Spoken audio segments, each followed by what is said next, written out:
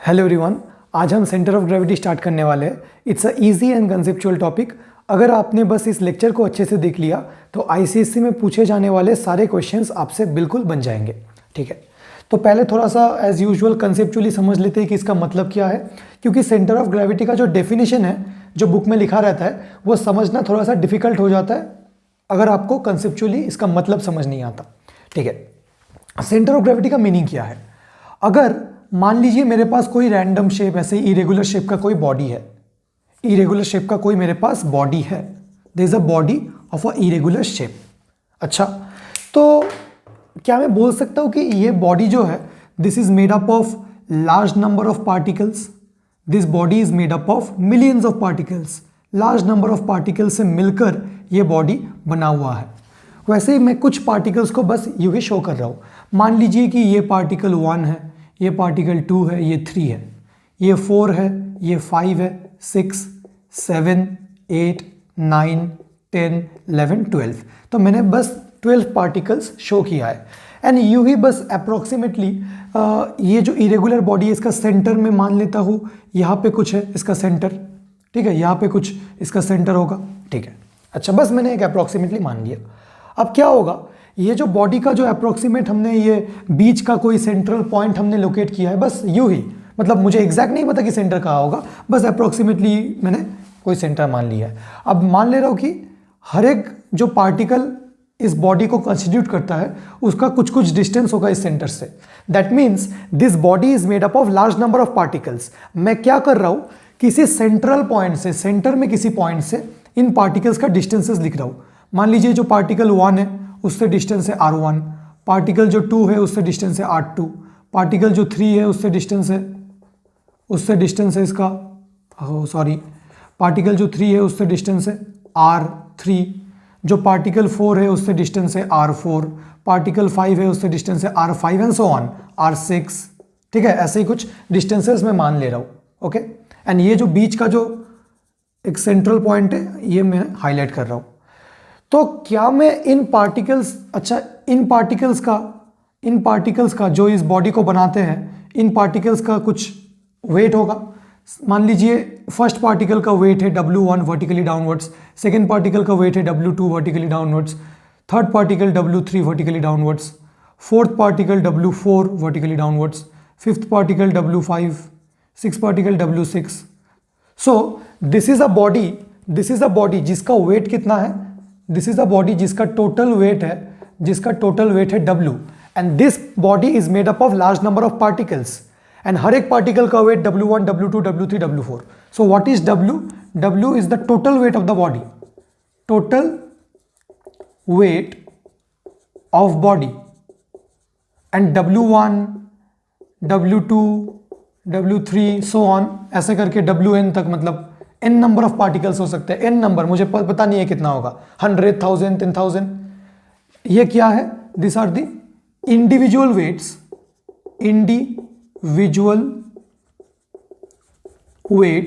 Of particles, individual weights of particles constituting the body, मतलब ये body जो जिन particle से बने हुए हैं उनका वेट्स है। ठीक है, तो क्या मैं किसी सेंट्रल पॉइंट, अगर इस सेंट्रल पॉइंट का नाम मैं कैपिटल G दे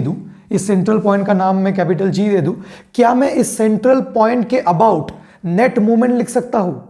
देखिए, जो नेट मूवमेंट ऑफ फोर्स होगा वो किसी पॉइंट के अबाउट होता है, हमेशा एक्सिस ऑफ रोटेशन के अबाउट होता है। So can I right the net movement of all the particles about this point? Can I right the net movement of all the particles about point G? Net movement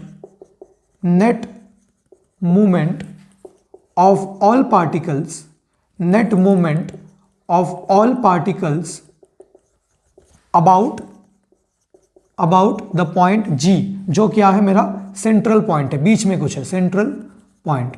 तो इसका value कितना आ जाएगा, net movement of all the particles. देखिए, एक particle है W1, उसका wait है, and distance कितना है G से, डिस्टेंस कितना है R1। सो हो जाएगा W1 R1, क्योंकि मोमेंट ऑफ फोर्स का फॉर्मूला क्या है, फोर्स इंटू डिस्टेंस। तो फोर्स तो है W1, डिस्टेंस है R1, plus W2 R2 plus W3 R3, ऐसे ही सो ऑन होता जाएगा। ऐसे ही ऑन होता जाएगा।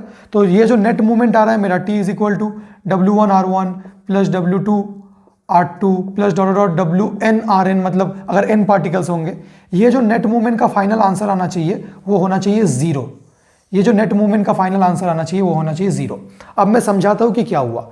मेरे पास एक बॉडी था जिसका टोटल वेट है W। ये बॉडी काफी सारे पार्टिकल्स से बने होंगे, उन पार्टिकल्स का इंडिविजुअल वेट कितना है W1 W2 W3 W4 and so on. अब मैं क्या कर रहा हूं, मैंने कोई सेंट्रल पॉइंट सिलेक्ट किया एंड इस सेंट्रल पॉइंट के अबाउट मैं नेट मूवमेंट ऑफ फोर्सेस निकाल रहा हूं। फोर्स कौन सा है यहां पे, पार्टिकल्स के इंडिविजुअल वेट्स। एंड अगर इसका वैल्यू 0 आता है, मतलब net movement, if the net movement of all the particles constituting the body is 0, then ये जो पॉइंट होगा, सेंट्रल पॉइंट, ये जो पॉइंट होगा इसे हम बोलेंगे सेंटर ऑफ ग्रेविटी। अच्छा भैया, आपने तो बस एक कुछ अपने से ही बोल दिया, इसका मतलब भी तो समझाओ, इसका मीनिंग क्या है। इसका मीनिंग ये है कि सेंटर ऑफ ग्रेविटी बॉडी में एक ऐसा पॉइंट है जिससे बॉडी का टोटल वेट एक्ट कर सकता है, the total weight of the body is assumed to act from that point and the algebraic sum of movements, algebraic sum हमने किया, सबको प्लस कर दिया, algebraic sum of movements of all the particles that constitute the body, that make up for the body is 0। मतलब इस point के about body rotate नहीं करेगा। भैया ये एल्जेब्रिक सम कैसे 0 आएगा, आप तो प्लस किए जा रहे हो। अगर मैं 3-4 क्वांटिटीज को प्लस कर दूं तो उसका आंसर 0 कैसे आएगा, ये इसीलिए 0 आएगा, देखिए, क्योंकि बीच का जो पॉइंट है उसके लेफ्ट के जो पार्टिकल्स है वो बॉडी को एक डायरेक्शन में रोटेट करना चाहेंगे एंड उसके राइट में जो पार्टिकल्स है वो बॉडी को दूसरे डायरेक्शन में रोटेट करना चाहेंगे। मैं आपको सेंटर ऑफ ग्रेविटी का एक प्रैक्टिकल एग्जांपल समझाता हूं इससे। देखिए मेरे पास एक कॉपी है, तो क्या मैं इस कॉपी को बैलेंस कर सकता हूं? देखिए मैं बैलेंस कर रहा हूं। तो जिस पॉइंट में मैंने अपना फिंगर रखा है ताकि ये जो मेरा कॉपी है वो बैलेंस हो रहा है, उसी पॉइंट को सेंटर ऑफ ग्रेविटी बोलेंगे। क्यों? क्योंकि बॉडी का जो टोटल वेट है, इस बुक का जो टोटल वेट है वो ये इस पॉइंट से एक्ट कर रहा है जहां पे मैंने अपना फिंगर टिप रखा है, उस पॉइंट से इस बॉडी का टोटल वेट एक्ट कर रहा है। भैया आप कैसे कह सकते हो? क्योंकि देखिए अगर कहीं और से टोटल वेट एक्ट करता तो ये बॉडी नीचे गिर जाता, मैं इसको बैलेंस नहीं कर पाता।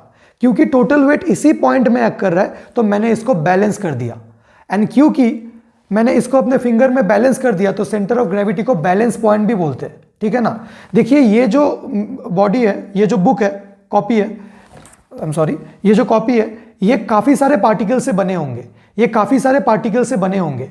अब मैंने इसको बैलेंस किया है अपने फिंगर टिप में, तो मेरे फ्रंट में जो पार्टिकल्स है वो बॉडी को ऐसे रोटेट करना चाहेंगे नीचे की ओर, मतलब in the anti clockwise direction. And मेरे जो बैक में पार्टिकल्स है, मतलब मैं अगर इसको ऐसे होल्ड करूं, बीच का अगर मैं पॉइंट ले लूं, तो मेरे राइट में जो पार्टिकल्स है वो बॉडी को ऐसे मतलब ऐसे एंटी क्लॉकवाइज, एंड मेरे जो ये तो क्लॉकवाइज हो गया, क्लॉकवाइज ऐसे, एंड मेरे लेफ्ट में जो पार्टिकल्स है वो बॉडी को वो क्या करना चाहेंगे, बॉडी को ऐसे, मतलब क्लॉकवाइज। मतलब अगर मैं एक रॉड का एग्जांपल लेके समझाऊं आपको, अगर एक रॉड है तो रॉड का सेंटर ऑफ ग्रेविटी बीच में कहीं पे होगा। मतलब मान लीजिए कि यहां पे मैंने एक पिवोट डाल दिया, तो रॉड के जो राइट में पार्टिकल्स है, राइट में ये जो यहां पे जो पार्टिकल्स है, ये वेट बॉडी को ऐसा घुमाना चाहेंगे, ऐसा घुमाव इफेक्ट देंगे। ये कैसा घुमाव इफेक्ट है? Anti clockwise. ये क्या, ये है क्लॉकवाइज। देखिए ऐसा क्लॉकवाइज, एंड जो लेफ्ट में जो पार्टिकल्स है वो ऐसा रोटेट करना चाहेंगे, मतलब एंटी क्लॉकवाइज। इसीलिए जो नेट मूवमेंट आएगा अबाउट द पिवट या फिर about the centre of gravity वो 0 होगा। हर एक पार्टिकल्स का अगर हमने टोटल मोमेंट ऑफ फोर्स निकाला about the centre of gravity वो 0 आएगा, क्योंकि कुछ पार्टिकल्स तो बॉडी को एंटी क्लॉकवाइज रोटेट करना चाहेंगे एंड कुछ पार्टिकल्स तो बॉडी को क्लॉकवाइज रोटेट करना चाहेंगे। देखिए this body is a collection of large number of particles. Some of the particles want to rotate the body anticlockwise, some of the particles want to rotate the body clockwise. जो left में है, जो जी के left में particles है वो body को ऐसा घुमाना चाहेंगे, मतलब ऐसे, मतलब ये कैसा हो रहा है? एंटी क्लॉकवाइज, एंड जी के जो राइट में पार्टिकल्स है वो बॉडी को ऐसा घुमाना चाहेंगे, मतलब क्लॉकवाइज। इसीलिए अगर कोई बीच का पॉइंट के अबाउट, अगर कोई सेंट्रल पॉइंट के अबाउट हम नेट मूवमेंट निकाले वो जीरो आएगा, एंड इसी यूनिक पॉइंट को, ऐसा एक ही पॉइंट होगा बॉडी में, इसी यूनिक पॉइंट को हम सेंटर ऑफ ग्रेविटी बोलेंगे, एंड सेंटर ऑफ ग्रेविटी बोलेंगे। तो सेंटर ऑफ ग्रेविटी का दो कैरेक्टरिस्टिक्स से आपको याद रखना चाहिए, the total weight of the body is acts from the centre of gravity, and the algebraic sum of moments of all the forces that constitute the body is zero about the center of gravity। ठीक है, अब मैं centre of gravity का ये conceptual explanation के बाद मैं इसको डिफाइन करूंगा। टीचर्स यूजुअली जस्ट डेफिनेशन बता देते, तो मैंने आपको थोड़ा सा डिटेल्ड एक्सप्लेनेशन दिया है इसके बारे में, तो आप इसको अच्छे से समझिए बात को, एंड अब हम इसे डिफाइन करने वाले, ठीक है ना। मैं मिटा रहा हूं इसको, ओके। ऐसा मत सोचिए कि आपको कुछ नोट करने नहीं मिला, आपने समझा ना, कंसेप्ट समझ लिया तो हो गया। अब हम इसका डेफिनेशन देखेंगे, centre of gravity. So definition क्या है centre of gravity? It is a point, rather it is a hypothetical point, क्योंकि रियल हो की जरूरत नहीं है, it is a hypothetical point about which, मतलब इस पॉइंट के अबाउट, इस पॉइंट के रिस्पेक्ट में, about which the net movement मतलब नेट टॉर्क, नेट मूवमेंट मतलब net torque of all the particles constituting the body, all the particles constituting the body is zero, all the particles constituting the body is zero। Centre of gravity ऐसा hypothetical point है body में, ऐसा hypothetical point है, ये body में लाई कर सकता है, बॉडी के बाहर भी हो सकता है, इसलिए हाइपोथेटिकल बोल रहा हूं। About which the net movement of all the particles constituting the body is zero, and आपको ऐड करना है and the entire weight of the body is assumed to act from this point,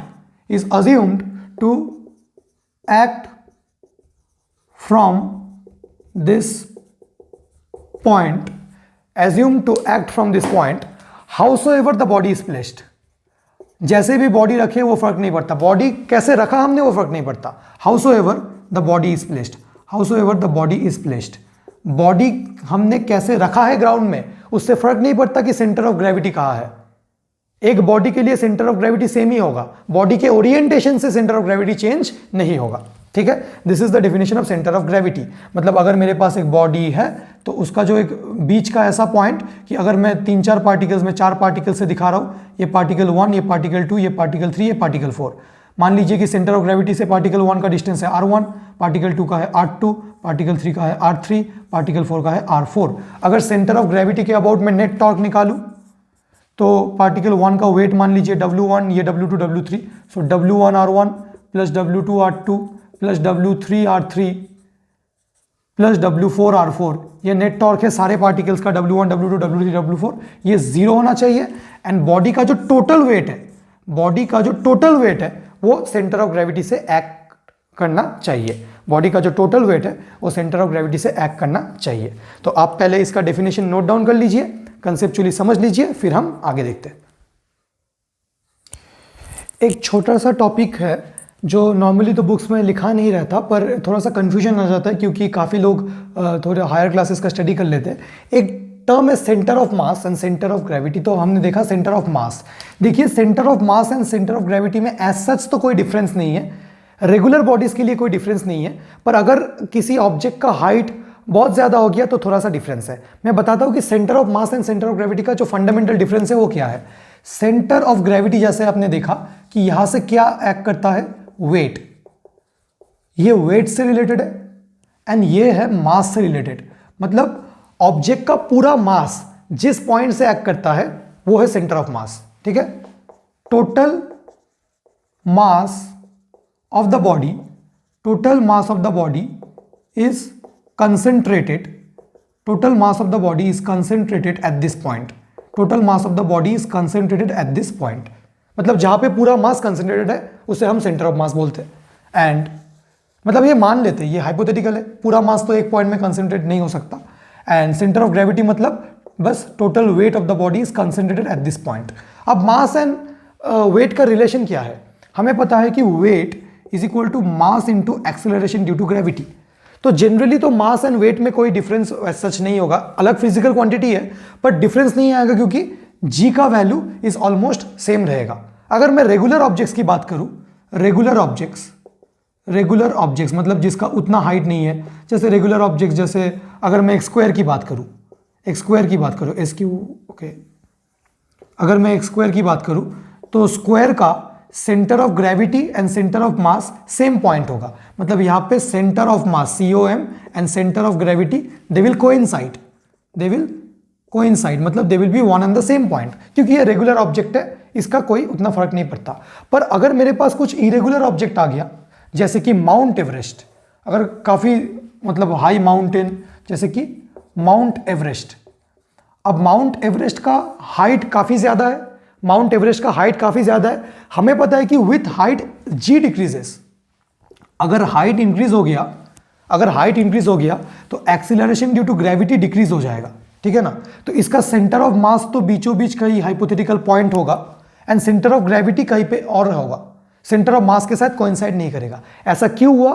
क्योंकि centre of मास तो hypothetical point है जहां पे total mass concentrated है, तो वेट कहीं और ही होगा, मतलब mg वेट, ठीक है ना। तो यहां पे for mount Everest centre of gravity and centre of mass will not be same, ठीक है, ये सेम नहीं होंगे। ये सेम लाइन में है वो भी जरूरी नहीं है, ठीक है ना, कहीं और ही होगा। ये क्यों ऐसा हुआ? क्योंकि जी का वेरिएशन आ गया विथ हाइट। तो जिन ऑब्जेक्ट्स का हाइट काफी ज्यादा है उनके लिए centre of gravity and centre of मास अलग पॉइंट्स है, सेंटर ऑफ मास तो बीचों बीच ही कहीं पे होगा एंड सेंटर ऑफ ग्रेविटी का लोकेशन चेंज हो जाएगा due to variation of g. But for regular object centre of gravity and centre of mass are one and the same points. तो एक छोटा सा पॉइंट था, बस यही आपको थोड़ा सा बताना था, ठीक है, ओके। अब कुछ इंपॉर्टेंट नोट्स जो आईसीएससी के लिए इंपॉर्टेंट है। 1 लाख रुपए के नोट है सारे, क्योंकि इनसे ऑल्टरनेटिव ईयर्स में क्वेश्चन पूछे जाते हैं। नोट नंबर वन, नोट मतलब जो आपको ध्यान रखना है। नोट नंबर 1 रटना नहीं है, बस समझते हुए चलना है। नोट नंबर 1 इज, जो सेंटर ऑफ ग्रेविटी है वो ना बॉडी के मास के ऊपर डिपेंड नहीं करता, rather it depends upon the distribution of mass. Centre of gravity, हम अब बस सेंटर ऑफ ग्रेविटी की बात करेंगे, क्लास 10 में सेंटर ऑफ मास नहीं बोलेगा वो आपको। सेंटर ऑफ ग्रेविटी ना काफी लालची पॉइंट है, लालची मतलब ग्रीडी, मतलब कि ये ऐसा पॉइंट है ये towards the higher mass shift होगा। मतलब कि अगर मेरे पास कोई ऐसा एक ऑब्जेक्ट है मान लीजिए, ठीक है, तो देखिए इसका मास डिस्ट्रीब्यूशन यूनिफॉर्म नहीं है। अगर मेरे पास एक यूनिफॉर्म मास डिस्ट्रीब्यूशन वाला स्फीयर हो गया, मतलब ये मास हर जगह पे इक्वली डिस्ट्रीब्यूटेड है, तो इसका सेंटर ऑफ ग्रेविटी तो बीचों बीच कहीं पे होगा। पर अगर मेरे पास एक ऐसा इरेगुलर शेप का कुछ आ गया तो सेंटर ऑफ ग्रेविटी कहाँ होगा? यहाँ पे होगा? नहीं होगा। देखिए यहाँ पे काफी कम मासेस सिचुएटेड है, काफी कम मासेस यहाँ पे डिस्ट्रीब्यूटेड है। ज्यादा मास किधर है? इधर देखिए कितना सारा मास है, यहाँ पे कितना सारा मास है, तो सेंटर ऑफ ग्रेविटी यहाँ पे कहीं पे होगा, centre of gravity. So centre of gravity is always shifted towards the greater mass. लालची है, कैसा है? ग्रीडी है, जी फॉर ग्रीडी, ग्रीडी क्यों? जहां पे ज्यादा मास है वहां पे इसे पाया जाएगा। इसे कहां पे पाया जाएगा? जहां पे ज्यादा मास है, ठीक है ना। तो सेंटर ऑफ ग्रेविटी किसके ऊपर डिपेंड करता है? It depends upon the mass distribution. Mass distributed कैसे है उसके ऊपर डिपेंड होता है, ठीक है। मास चेंज होने से सेंटर ऑफ ग्रेविटी चेंज नहीं भी हो सकता है, पर मास डिस्ट्रीब्यूशन मतलब अगर इसी स्फीयर का मास डिस्ट्रीब्यूशन में चेंज कर दूं, मतलब ऊपर से ऐसे हटा के मैं ऐसे कर दूं, तो इसका सेंटर ऑफ ग्रेविटी का पोजीशन चेंज हो जाएगा। मतलब शेप अगर चेंज हो गया तो सेंटर ऑफ ग्रेविटी का पोजीशन चेंज हो जाएगा, ठीक है। तो इस पॉइंट को लिख लिया जाए, आपने समझ लिया। Centre of gravity, COG, centre of gravity depends on the shape of the body, depends on the shape of the body. Center of gravity depends on the shape of the body, that is on its mass distribution. किसके ऊपर depend करता है? Mass distribution. ये distribution काफी important term है, मतलब masses कैसे distributed है, it depends upon the mass distribution. ठीक है, अब इससे रिलेटेड आईसीएससी में एक कैसा क्वेश्चन पूछा गया था कि एक बॉडी को हमने क्या किया, डिफॉर्म कर दिया। डिफॉर्म मतलब उसका शेप में चेंज आ गया, क्या सेंटर ऑफ ग्रेविटी का पोजीशन चेंज होगा? A body is deformed, a body is deformed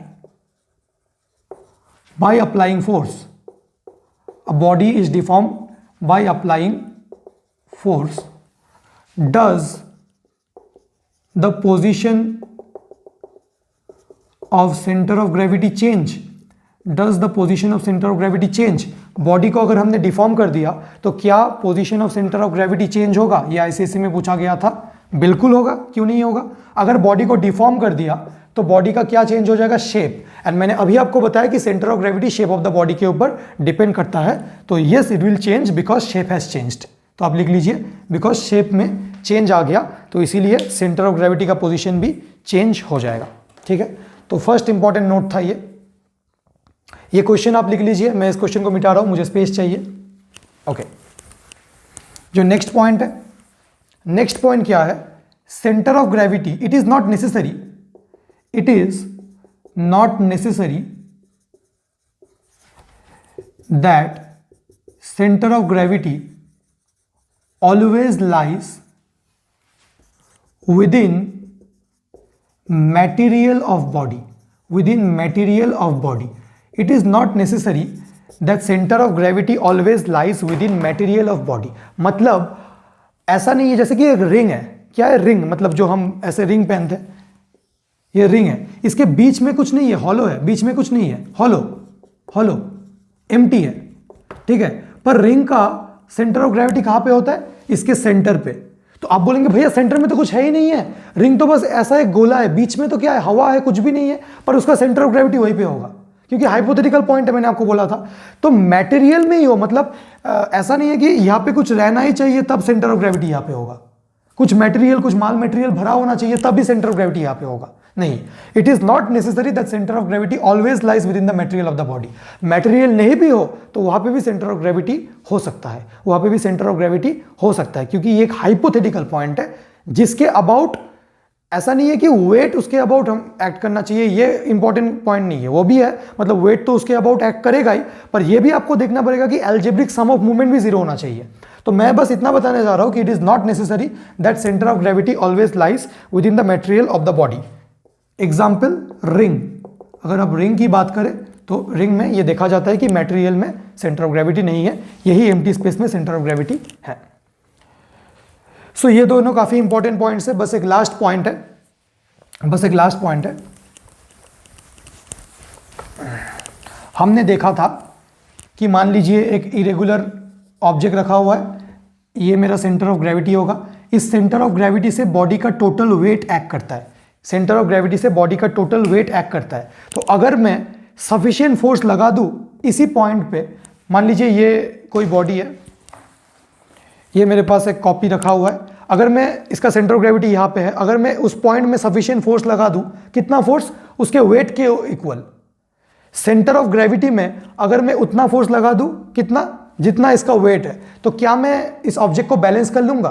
क्या मैं फिंगर टिप में इस कॉपी को बैलेंस कर रहा हूं? यस। तो सेंटर ऑफ ग्रेविटी को बैलेंस पॉइंट भी बोलते हैं। बैलेंस पॉइंट क्यों बोलते हैं? क्योंकि सेंटर ऑफ ग्रेविटी के थ्रू बॉडी का टोटल वेट एक्ट करता है, एंड अगर हमने सफिशिएंट फोर्स लगा दिया इसी पॉइंट पे, सेंटर ऑफ ग्रेविटी पे, एंड वो सफिशिएंट फोर्स कितना होना चाहिए? एटलीस्ट बॉडी के वेट के इक्वल, तो बॉडी बैलेंस हो जाएगा।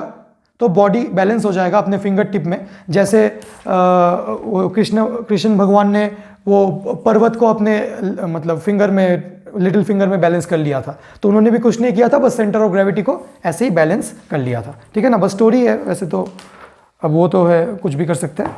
एनीवेज, तो हम ये पॉइंट लिख सकते हैं कि centre of gravity is also known as balance point. Center of gravity is also known as balance point because the entire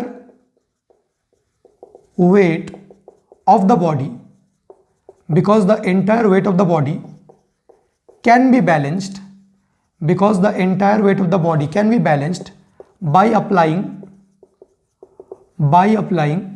sufficient force, by applying sufficient force at centre of gravity. अगर हमने sufficient force दे दिया centre of gravity को तो ये body balance हो जाएगा। ठीक है, तो जो अपना लास्ट टॉपिक है that is centre of gravity for some regular objects, ये आपको थोड़ा सा याद रखना है, ये मैं आपको बस थोड़ा सा बता दे रहा हूं। लास्ट कंसेप्चुअली हमने सब कुछ समझ लिया। अब centre of gravity for some regular objects, centre of gravity for सम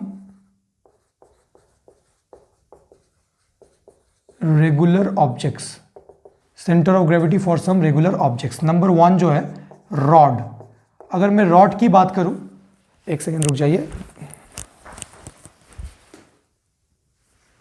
अगर मैं एक रॉड की बात करूं, यूनिफॉर्म रॉड की, तो इसका सेंटर ऑफ ग्रेविटी कहां होगा? आपको कहां लगता है कि अगर मुझे रॉड को बैलेंस करना है तो कहां फोर्स लगाना होगा? सोचिए। हाँ, बिल्कुल इसके बीचों बीच। तो इसके सेंटर ऑफ ग्रेविटी कहां होगा? Mid point of the rod. आपको लोकेशन बताना है कि एक रॉड के लिए, एक यूनिफॉर्म रॉड के लिए सेंटर ऑफ ग्रेविटी का लोकेशन क्या है। लोकेशन हम बोलेंगे mid point of rod. Mid point of rod में रॉड का सेंटर ऑफ ग्रेविटी है। बिल्कुल लॉजिकल भी है। यहां पे अगर हम कोई पिवोट लगा दे ऐसे तो ये रॉड बैलेंस हो जाएगा। ठीक है, सेकेंड जो आता है वो होता है सर्कुलर डिस्क। सर्कुलर डिस्क या फिर मैं स्पीयर बोल सकता हूं। ये स्पीयर हॉलो भी हो सकता है या सॉलिड भी हो सकता है। ठीक है, डिस्क का मतलब क्या है? कुछ ऐसा सर्कुलर डिस्क है। तो सर्कुलर डिस्क का सेंटर ऑफ ग्रेविटी कहां पे होगा? जी हां, इसके ज्योमेट्रिक सेंटर पे। स्पीयर भी ऐसा है। स्पीयर मतलब हॉलो, हॉलो हो सकता है, मतलब अंदर एम्प्टी है या फिर अंदर माल मटेरियल भरा हुआ है। डिस्क एंड स्पीयर में क्या है? स्पीयर एक 3D फिगर है, स्पीयर एक 3D फिगर है, disc is a 2D figure, बस इतना ही डिफरेंस है। ठीक है ना, स्पीयर एक फुटबॉल है, ऐसे ऐसे ऐसे, डिस्क बस ऐसा है, 2D फिगर है। तो इन तीनों का ही मतलब अगर सर्कुलर डिस्क बोले या फिर आपको स्पीयर, आइदर हॉलो स्पीयर बोल दे या सॉलिड स्पीयर बोल दे, सबका कहां पे होगा? सबका सेंटर ऑफ ग्रेविटी कहां पे होगा? Geometric centre. सबका सेंटर ऑफ ग्रेविटी कहां पे होगा? Geometric centre. सेंटर का स्पेलिंग REER दोनों लिख सकते हैं या फिर बुक में चेक कर लीजिए कौन सा है, वही लिखिए। तो डिस्क का क्या? डिस्क मतलब 2D फिगर, 2 डायमेंशनल। स्पीयर मतलब 3D फिगर। अब स्पीयर 2 टाइप्स के हो सकते हैं, हॉलो अंदर माल मटेरियल नहीं है, सॉलिड अंदर माल मटेरियल है। सबका होगा ज्योमेट्रिक सेंटर, सबका होगा geometric centre. Similarly ring, ring का भी होगा। अगर मैं रिंग की बात करूं, रिंग का भी होगा सेंटर ऑफ रिंग, सेंटर। ठीक है, तो हमने अब तक क्या डिस्कस किया है? यूनिफॉर्म रॉड का सेंटर ऑफ ग्रेविटी कहां पे होगा? Mid point of the rod. अगर सर्कुलर डिस्क की बात करें, स्पीयर, हॉलो या सॉलिड या फिर रिंग, सबका होगा centre of the ring, geometric centre या सेंटर। ठीक है, कुछ भी बता दो। ओके, तो ये दोनों है। थर्ड जो है, ये टेबल के फॉर्म में दिया होगा, बस मैं थोड़ा सा रिप्रेजेंट करके बता रहा हूं। थर्ड जो है गिवन है, कौन सा है? ओके, सॉलिड्स या हॉलो सिलेंडर। सॉलिड या हॉलो सिलेंडर। अब सिलेंडर कैसा होगा? आपने ये सब मैथ्स में देखा होगा। मैं ऐसे ड्रॉ कर रहा हूं, आप इसको ऐसे भी ड्रॉ कर सकते हो।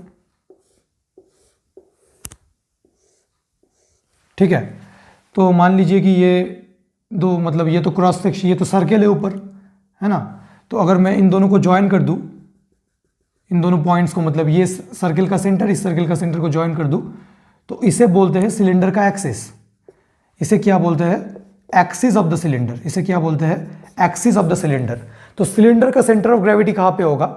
ये आपको याद रखना है। सिलेंडर का सेंटर ऑफ ग्रेविटी कहां पे होगा? ये बीच पे कहीं पे होना चाहिए बैलेंस करने के लिए सिलेंडर को। ये भी तो देखिए, ये जो मेरा मार्कर है ये भी ऑलमोस्ट सिलेंड्रिकल शेप है, तो इसका कहां पे होगा? बीच में कहीं पे। अभी ये बैलेंस नहीं होगा क्योंकि ऑयली थोड़ा सा मतलब ऐसा है, तो इसका क्या होगा? यही बीच में कहीं पे होगा। तो इसको क्या बोलेंगे? Mid point on the axis of cylinder. ऐसे mid point of the cylinder मत बोल दीजिए। मिड पॉइंट बोलेंगे तो कंफ्यूजन आएगा, यहां पे होगा, यहां पे होगा। एक्सिस का मिड पॉइंट, क्योंकि मिड पॉइंट हमेशा किसी लाइन का होता है, तो आपको स्पेसिफिक रहना है, थोड़ा सा ध्यान रखना है। सॉलिड या हॉलो सिलेंडर का पूछा जाए तो mid point on the axis, on the axis of cylinder. Mid point on the axis of cylinder. Mid point on the axis of cylinder. हमने दिखा दिया आपको सिलेंडर का एक्सिस क्या है। ये सिलेंडर का एक्सिस है, कहीं यहाँ पे होगा centre of gravity, mid point on the axis of cylinder. बिल्कुल ईजी है यार, एकदम डरिए मत इससे, एक दो बार देख लेंगे आपको आ जाएगा। Mid point on the axis of the cylinder. अब जब आप क्लास 11 में जाएंगे आपको एग्जैक्टली वैल्यू कैलकुलेट करना पड़ेगा कि कितना होगा, तो वो तो बात की बात है, अभी बस आपको लोकेशन पता होना चाहिए। एंड क्लास 11 में आपको इनके डायमेंशंस दिए होंगे एंड आपको वैल्यू कैलकुलेट करना है, that's the difference. Okay, the next thing that we have is the next thing fourth, इसमें काफ़ी सारे एक साथ आ जाएंगे, जैसे पैलोग्राम, मतलब रेक्टिलिनियर फिगर्स जितने भी है, पैलोग्राम, रेक्टेंगल, स्क्वायर या रोम्बस, इनमें से कोई का भी पूछा जाए, पैलोग्राम, रेक्टेंगल, स्क्वायर या रोम्बस, सबका सेम ही होगा। मैं थोड़ा सा ड्रॉ कर लेता हूँ। पैलोग्राम अगर ड्रॉ करूँ तो कुछ ऐसे आना चाहिए, ऑपोजिट साइड पैरेलल, ठीक है। रेक्टेंगल, स्क्वायर, ठीक है, रोम्बस वगैरह जो भी, तो इनका कहाँ होगा, इनका सेंटर ऑफ ग्रेविटी कहाँ पे होगा। अगर मैं इन डायगोनल्स को ड्रॉ कर दूं, क्या करूं, इन डायगोनल्स को ड्रॉ कर दूं, इन डायगोनल्स को ड्रॉ कर दूं सबके लिए, तो डायगोनल्स का जो पॉइंट ऑफ इंटरसेक्शन है, डायगोनल्स का जो पॉइंट ऑफ इंटरसेक्शन है, ये किसकी बात हो रही है, पैलोग्राम, रेक्टेंगल, स्क्वायर, रोम्बस, इन चारों का डायगोनल्स का जो पॉइंट ऑफ इंटरसेक्शन है वो मेरा सेंटर ऑफ ग्रेविटी का लोकेशन है। डायगोनल्स का जो पॉइंट ऑफ इंटरसेक्शन है वो मेरे सेंटर ऑफ ग्रेविटी का लोकेशन है। भैया ये कैसे पता चलता है, ये तो आप एक्सपेरिमेंटली बैलेंस करके निकाल सकते हो या फिर कैलकुलेट करके भी निकाल सकते हो, जो आपको क्लास 11 में सिखाया जाएगा। अभी तो आपको बस लोकेशन पता होना चाहिए। तो parallelogram, rectangle, square and rhombus का सेंटर ऑफ ग्रेविटी का पोजिशन क्या है, point of intersection, point of intersection of diagonals, point of intersection of diagonals, point of intersection of diagonals. जो फिफ्थ पॉइंट है that is triangular lamina, triangular lamina, lamina मतलब कोई sheet या फिर ऐसे ही कोई ट्रायंगल है, मतलब ट्रायंगुलर शेप का कुछ शीट है। तो ट्रायंगुलर लैमिना, अगर मान लीजिए ए बी सी कोई ट्रायंगल है, थोड़ा सा फास्ट बता रहा हूँ क्योंकि आपको ये सब पता है। तो ट्रायंगुलर लैमिना में क्या है, अगर मैं मीडियंस खींच दूं, मीडियंस मतलब, मीडियन मतलब लाइन जॉइनिंग द वर्टेक्स, सुन लीजिए, line joining the vertex with the mid point of opposite side. BC का ऑपोजिट साइड अगर मैं डी मान लूं सच दैट ये दोनों इक्वल है तो इसे मीडियन बोलते हैं। फिर से लाइन, एक वर्टेक्स को ऑपोजिट साइड के मिड पॉइंट से अगर मैं ज्वाइन कर दूं तो उसे मीडियन बोलते हैं। व्हाट इज मीडियन, कईयों को मीडियन पता नहीं होता। मीडियन मतलब it is the line joining any vertex, line joining any vertex with midpoint of opposite side, line joining any vertex with midpoint of opposite side। and अगर मैं तीनों medians खींच दूं तो मीडियंस का जो पॉइंट ऑफ इंटरसेक्शन होगा वही होगा ट्रायंगुलर लैमिना के लिए सेंटर ऑफ ग्रेविटी का पोजीशन। तो क्या होगा ये, point of intersection of medians. ये थोड़ा सा रिवाइज कर लेते हैं। अगर मैं स्क्वायर की बात करूं, पैलोग्राम की बात करूं, रेक्टेंगल की बात करूं, रोम्बस की बात करूं, point of intersection of diagonals हो जाएगा। ट्रायंगुलर लैमिना की बात करूं तो point of intersection of medians हो जाएगा, point of intersection of medians. And median क्या है, it is the line joining the vertex with the mid point of opposite side. अगर मैं स्पीयर की बात करूं, हॉलो स्पीयर हो या सॉलिड स्पीयर हो, रिंग हो जाए या फिर कोई सर्कुलर डिस्क हो जाए, तो सबका होगा ज्योमेट्रिक सेंटर। रॉड के लिए, रॉड के लिए क्या होगा, mid point of the rod. Cylinder के लिए क्या होगा, mid point on the axis of cylinder, mid point on the axis of cylinder. अब लास्ट दो बाकी है आपके सिलेबस में, लास्ट दो बाकी है, ये मिटा दूं, ये मिटा दूं, ओके। लास्ट दो बाकी है। देखिए मैंने आपके लिए बहुत मेहनत करके ये लेक्चर बनाए हैं, आपको मुझे बिल्कुल निराश नहीं करना है, मुझे फुल मार्क्स चाहिए इस सेक्शन में, ठीक है। आफ्टर एग्जाम आपको नीचे आके कमेंट करना है कि भैया सारे क्वेश्चंस हमने फोड़ दिए एकदम। अब 7 क्यों लिख रहा हूँ, कितना नंबर होगा ये, शायद 5 या 6 होगा शायद, मुझे याद नहीं है। हॉलो कोन 5 होगा शायद, hollow cone and 6 solid cone, hollow cone and solid कोन। देखिए अब सॉलिड अगर होगा, कोन मतलब ऐसा कुछ शेप का, हॉलो मतलब अंदर माल मटेरियल नहीं है, सॉलिड मतलब अंदर बिल्कुल माल मटेरियल भरा हुआ है, ठीक है। अब कोन का जो ये वाला नीचे वाला पोर्शन है ये तो सर्कुलर है, इसका कुछ रेडियस होता है, ये इसका कुछ हाइट होता है कोन का, हाइट h, ये रेडियस है, ये तो हाइट है। अब कोन का कहाँ पे होगा, कोन का कहाँ पे होगा, ये अगर बेस है, इसको अगर मैं बेस ऑफ द कोन बोल दूं, अच्छे से समझिए इसको, बेस से अगर मैं हॉलो की बात करूं, अगर मैं हॉलो कोन की बात करूं, तो बेस से at a height of h/3, ये कोन का एक्सिस है, ठीक है, ये बेस है। बेस से अगर मैं हाइट h/3 चले जाऊं, बेस से अगर मैं हाइट h/3 चले जाऊं, तो जो पॉइंट मुझे मिलेगा, ये कैलकुलेट कर सकते हैं क्लास 11 में, इसे हम centre of gravity of hollow cone बोलेंगे। एंड अगर मैं बेस से at a height of h/4 चले जाऊं, ठीक है, तो जो पॉइंट मिलेगा वो centre of gravity of solid कोन। अब याद कैसे रखना है कि कौन सा h/3 था, कौन सा h/4 था। देखिए h/3 एंड h/4 में, h/3 एंड h/4 में h/4 छोटा है, h/4 छोटा है, h/3 बड़ा है। तो क्योंकि ये सॉलिड कोन है, इसमें माल मटेरियल भरा हुआ है, तो नीचे पूरा मास होगा, ये तो एम्प्टी नहीं होगा, पूरा मास भरा हुआ होगा। मतलब ये मेरा कोन है सॉलिड वाला, तो नीचे पूरा मास होगा। तो अगर क्योंकि ये सॉलिड कोन है, क्योंकि ये कोन सॉलिड कोन है, तो नीचे तो देखिए पूरा मास भरा हुआ होगा। एंड मैंने आपको क्या कहा था कि सेंटर ऑफ ग्रेविटी एक लालची पॉइंट है, ग्रीडी पॉइंट है, वो थोड़ा नीचे शिफ्टेड रहेगा। तो सॉलिड के लिए h/4 होगा, h/4 मतलब थोड़ा सा नीचे शिफ्टेड, h/4 मतलब ये डिस्टेंस कम। हमें कहां से मेजर करना है, बेस से मेजर करना है, बेस से मेजर करना है। सो बेस से h/4 मतलब कम डिस्टेंस, h/3 मतलब ज्यादा डिस्टेंस। तो कम वाला कौन सा होगा, सॉलिड, मतलब वो थोड़ा सा नीचे शिफ्टेड रहेगा, नीचे की ओर शिफ्टेड रहेगा, ठीक है ना। तो हमें क्या लिखना है हॉलो कोन के लिए, at a height of h/3 from the base on its axis, at a height h/3 from base, कहां से मेजर हो रहा है ये, from base on its axis, ठीक है। सिमिलरली सॉलिड वाला, at a height h/4 from base on its axis. कैसे याद रखना है कौन सा सॉलिड था, कौन सा हॉलो था, h/4 वाला सॉलिड था, क्योंकि सॉलिड वाला थोड़ा सा नीचे शिफ्टेड रहेगा, सॉलिड वाला थोड़ा सा नीचे शिफ्टेड होएगा। अगर मैं बेस से मेजर कर रहा हूं, h/3 ऊपर पाया जाएगा, h/4 नीचे पाया जाएगा। नीचे कौन से वाला होगा, सॉलिड वाला, क्योंकि सॉलिड में नीचे से, देखिए सॉलिड वाले में नीचे मास होगा, सेंटर ऑफ ग्रेविटी लालची है तो थोड़ा सा नीचे शिफ्टेड होगा, क्योंकि नीचे उसे ज्यादा मास मिल रहा है। समझ में आ रहा है, नीचे उसे ज्यादा मास मिल रहा है तो थोड़ा नीचे शिफ्टेड होगा। एंड h/3 वाला कौन सा है, h/3 वाला हॉलो है, h/4 वाला सॉलिड है। तो आपको कैसे बताना है, हॉलो कोन के लिए at a height h/3 from base, कहां से, from base on axis, at a height h/3 from base on axis. Solid के लिए at a height h/4 from base on its axis.